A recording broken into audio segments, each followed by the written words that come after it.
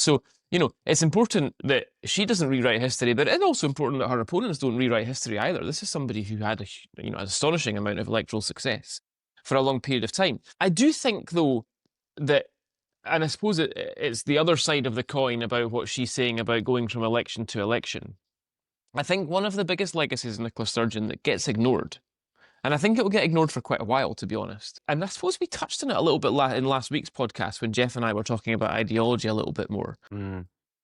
Nicola Sturgeon was very much at the centre of what became a very quiet journey to the left for the Scottish Government. And it has left us, and whenever we talk about things like rent caps and we talk about the top rate of tax and all of the sort of things that we've talked about in this podcast quite a lot recently, the presumption against oil and gas, when we talk about a lot of these things that are seen as being more ideologically left-wing matters that have come to affect the business community and impact economic growth and all of that, that's Nicola Sturgeon.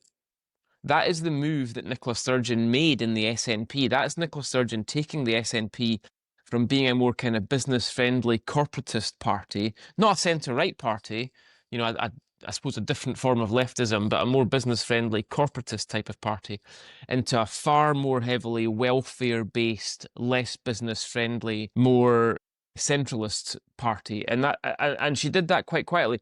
And part of the reason she was able to do that is that we stopped talking about ideology and philosophy completely. And all we talked about was constitutional questions, whether it be Europe or the UK, and it was election to election based on constitutional issues. And so we let that happen in this country, and we're actually paying the price for that now. That will not be the top line of Nicola Sturgeon's Wikipedia entry in 10 years' time.